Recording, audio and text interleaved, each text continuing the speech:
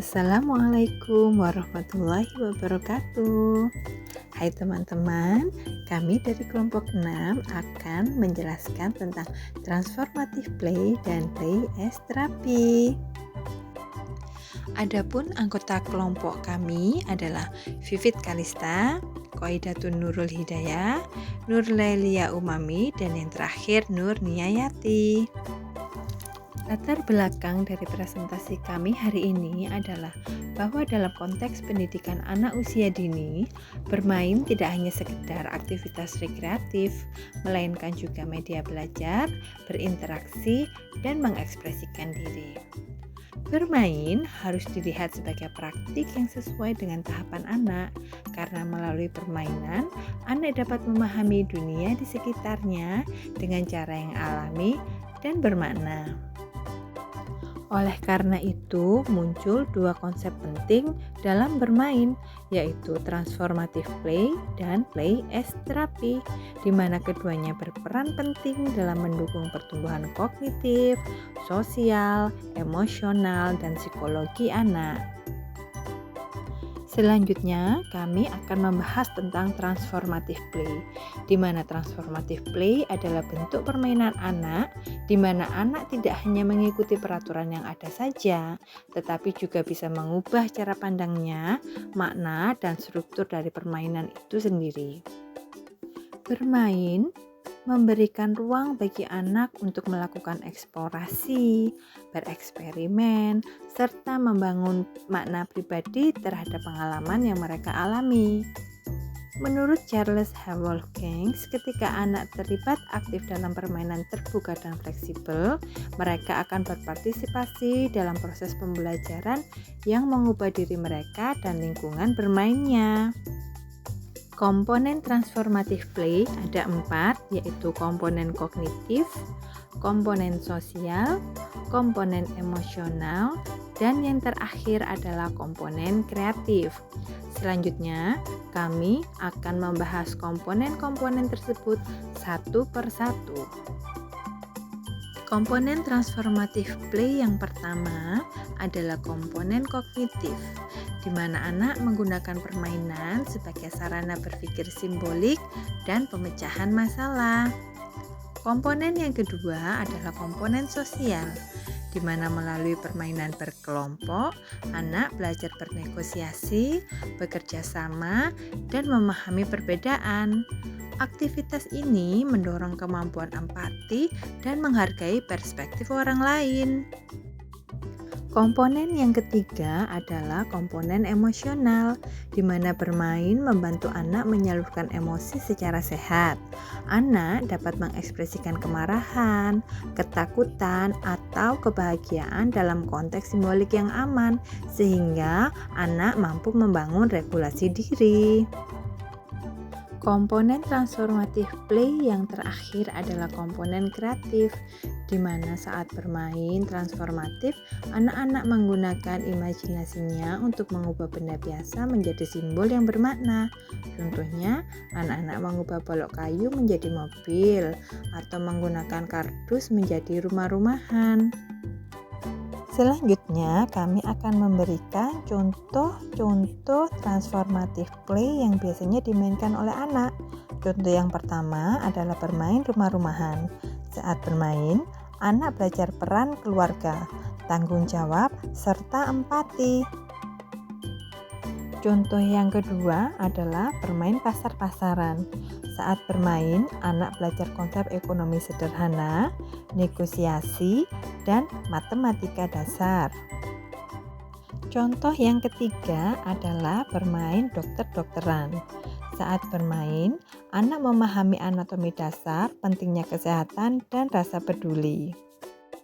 Contoh terakhir adalah bermain peran profesi, di mana anak akan membayangkan masa depan mereka, mengembangkan minat dan aspirasinya.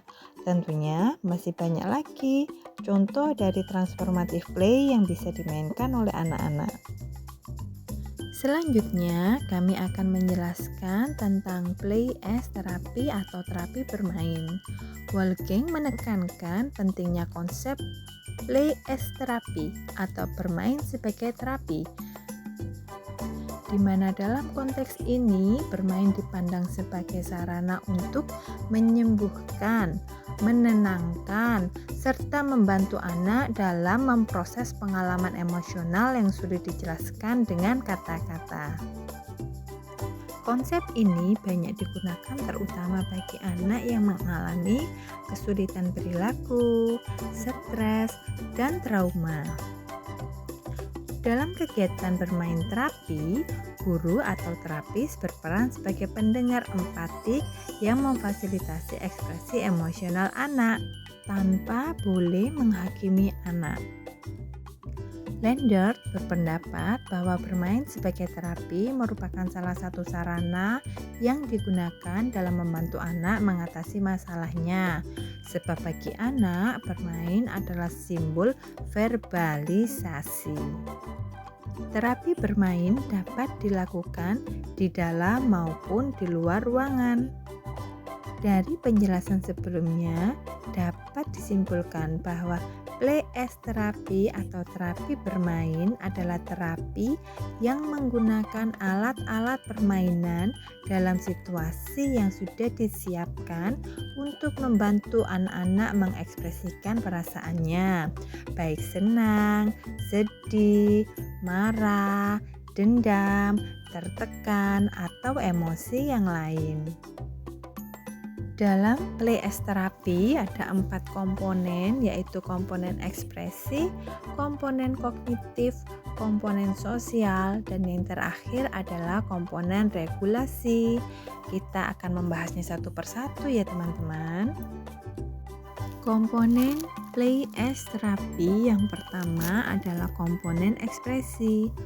Anak-anak mengekspresikan emosi yang tidak dapat diungkapkan secara verbal melalui permainan simbolik. Yang kedua, komponen kognitif, di mana anak-anak bermain untuk membantu mengatur kembali pengalaman traumatisnya dan membangun makna baru. Yang ketiga adalah komponen sosial.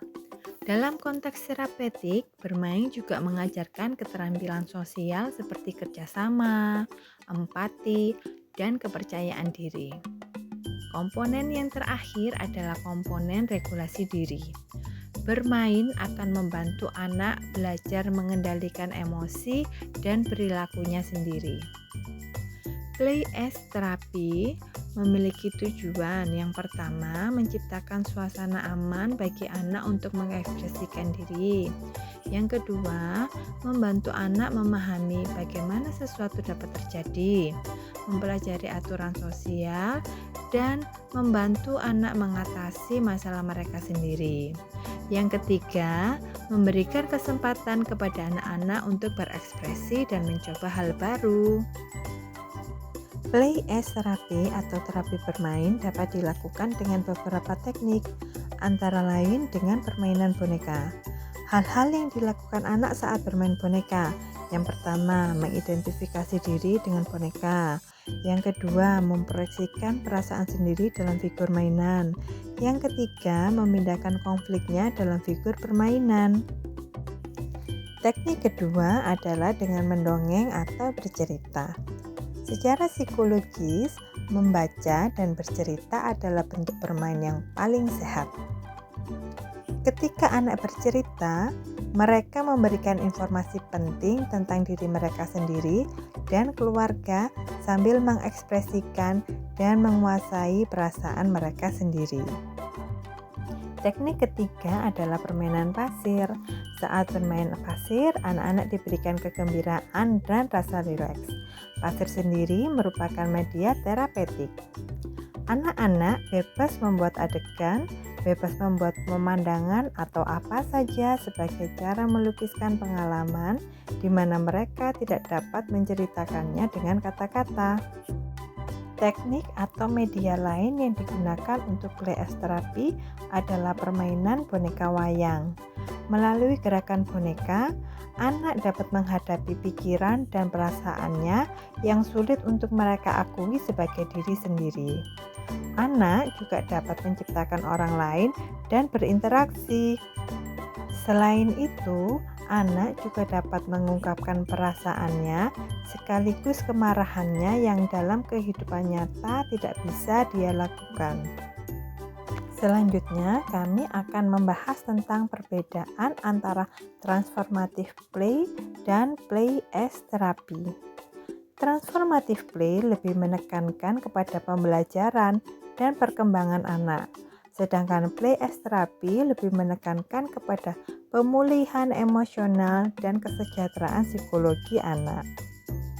Walaupun keduanya memiliki perbedaan, tetapi keduanya sama-sama menempatkan anak sebagai subjek aktif yang mampu menciptakan makna, mengelola pengalaman, dan merubah diri mereka melalui bermain.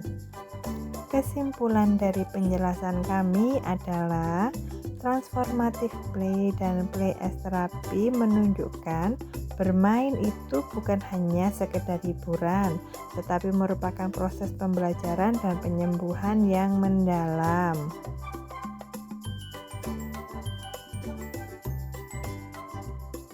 Sekian presentasi dari kami dan terima kasih.